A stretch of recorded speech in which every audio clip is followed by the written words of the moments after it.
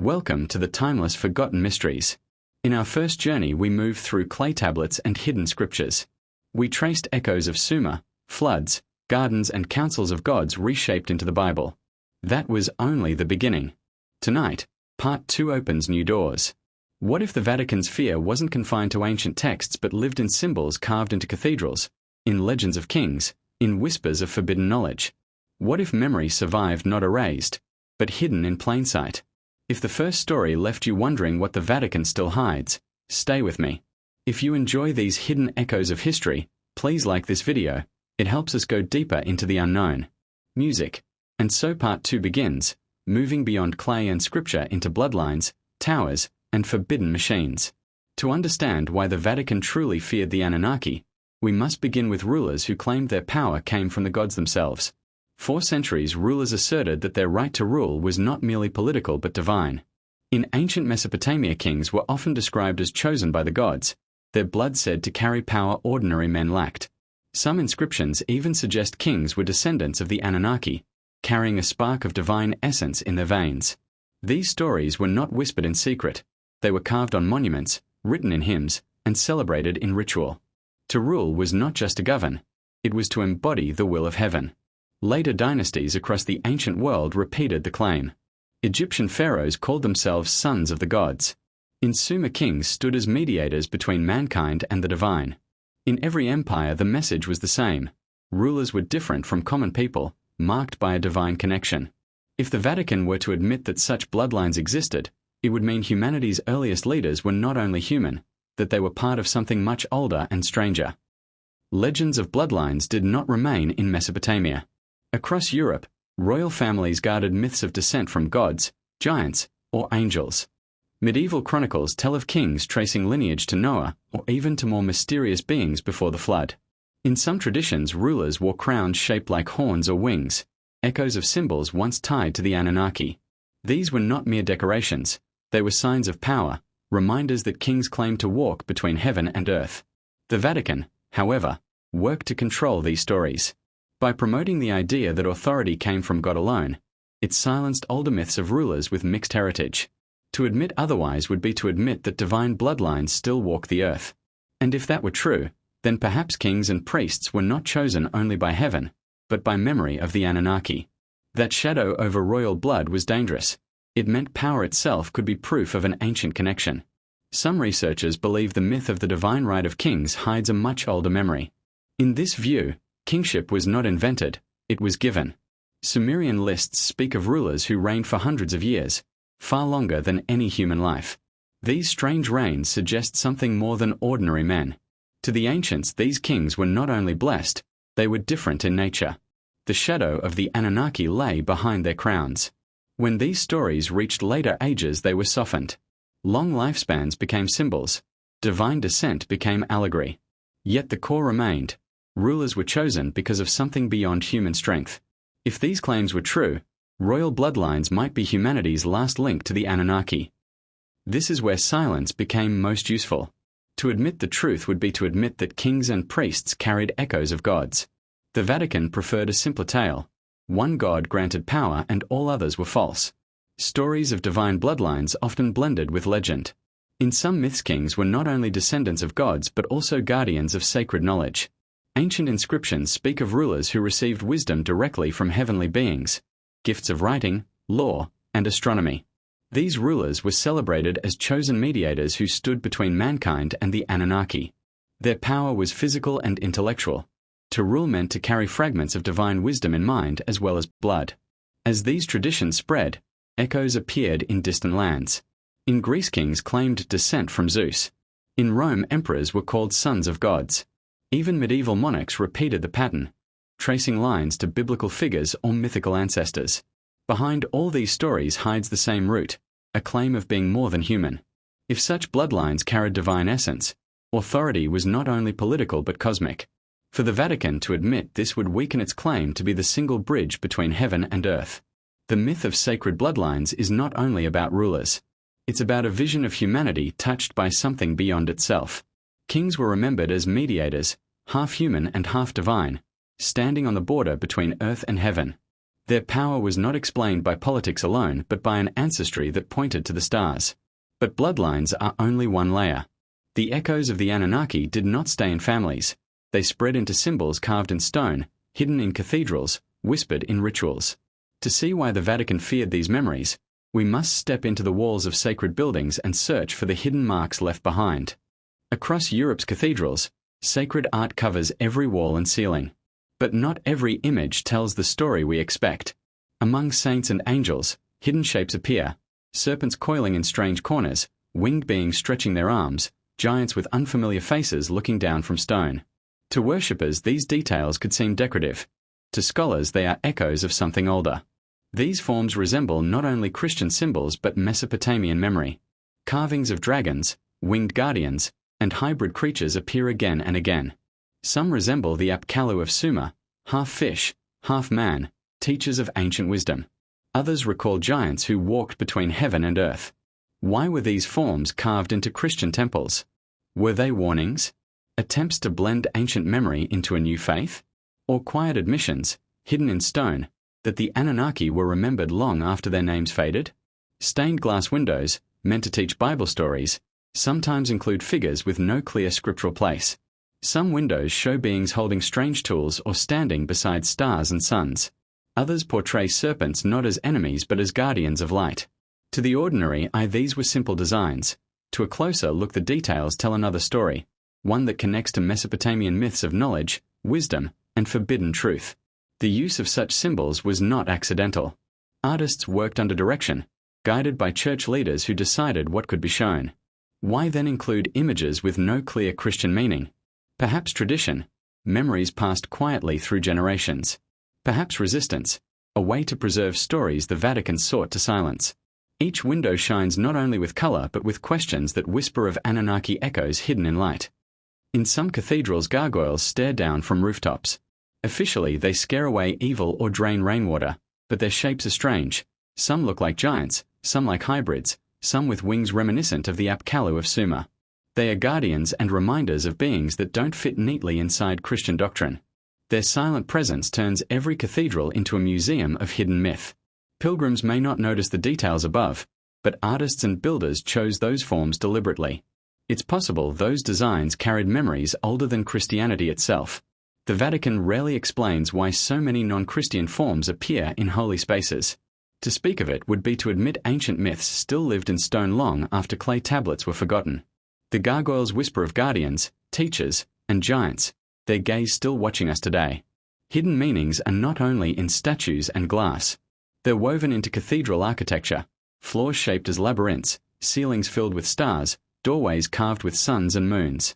To many visitors, these are beautiful designs, but their arrangements often follow ancient traditions. Some labyrinths resemble Mesopotamian patterns of the underworld.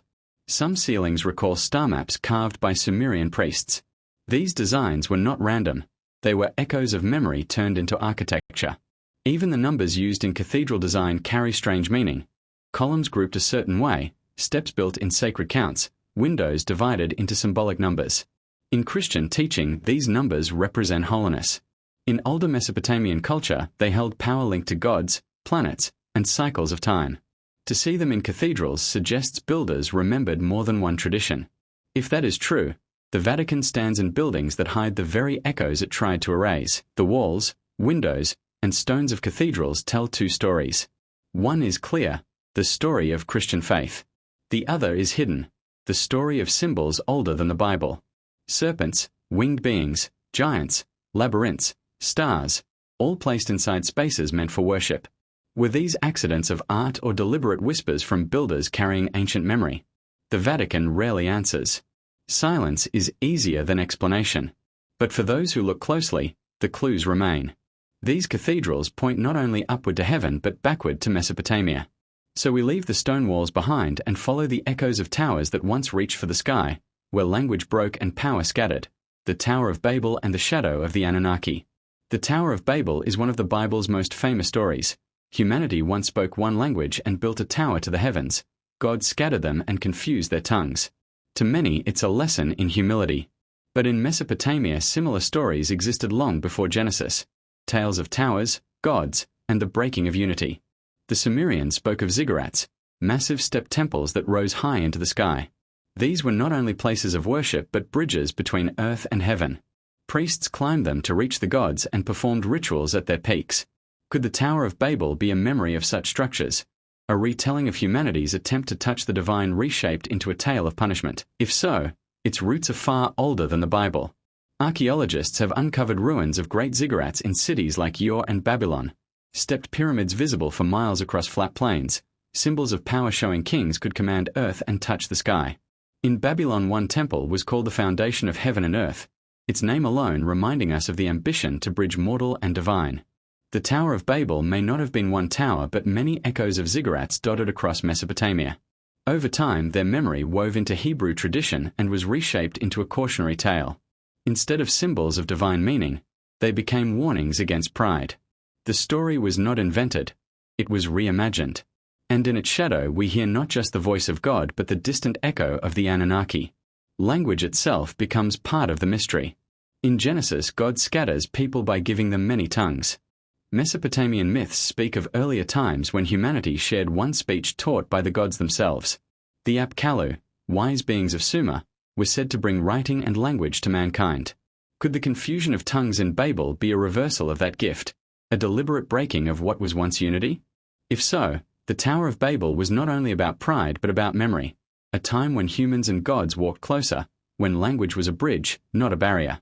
The scattering of tongues then becomes a way to separate mankind from knowledge too dangerous to keep. In that silence the Vatican found comfort. For if Babel was more than myth, it pointed directly back to the Anunnaki. The destruction of Babel is usually told as punishment, but some scholars wonder if it was also an act of protection. In Mesopotamian myths, when mankind reached too high, the gods struck them down. Fire, flood, or confusion, ways to limit human ambition. The story of Babel fits that pattern. Not just punishment, but a check on knowledge humanity was not meant to keep. Imagine the tower not as a single building but as a symbol of unity. One people, one voice, one goal. In that unity lay strength, perhaps too much for the gods to allow. By scattering languages they broke mankind's ability to build together, leaving humanity divided, dependent, unable to rise again. The Vatican rarely admits how closely this mirrors older tales. For if Babel was truly about forbidden knowledge, it connects directly to the Anunnaki. If you're enjoying this journey through hidden echoes, please like this video. Each gesture helps us continue exploring the shadows of the past together. But Babel was not the end of forbidden knowledge. The ruins of towers lead to new questions. What knowledge was lost when humanity was scattered? What secrets did the Anunnaki once share only to be silenced by fear?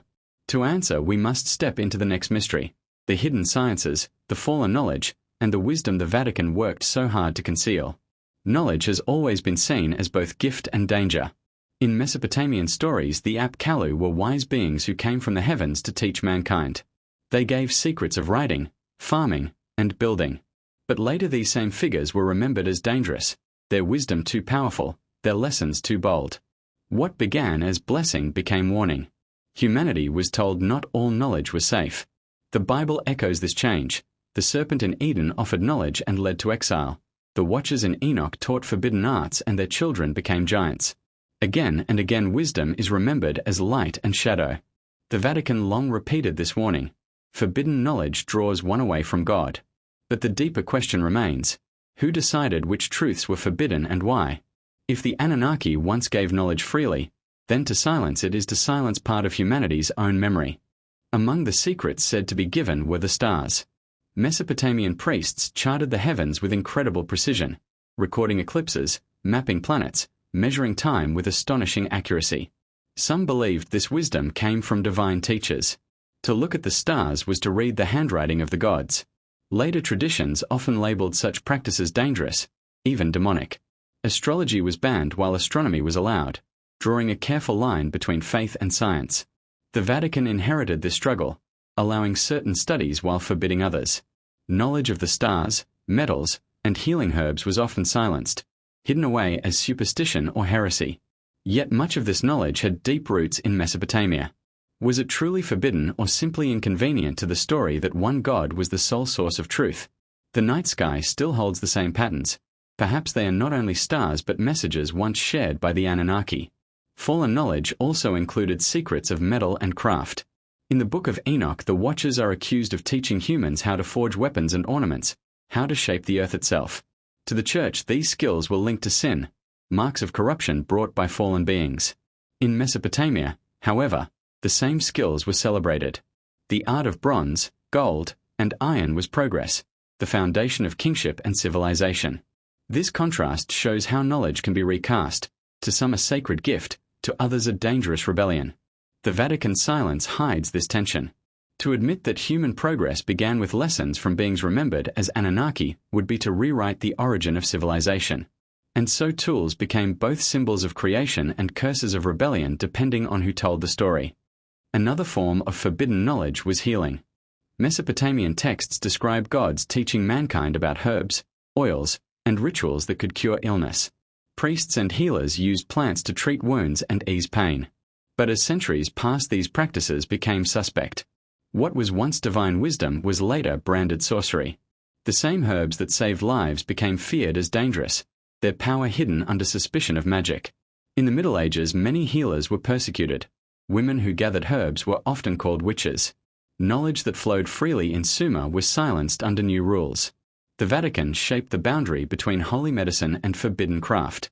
Yet ancient tablets remind us healing was not a curse, it was a gift. By rewriting its meaning, faith changed how humanity saw its own survival.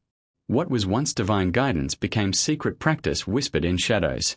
The story of fallen knowledge isn't about wisdom lost forever, but about wisdom silenced, hidden, and renamed.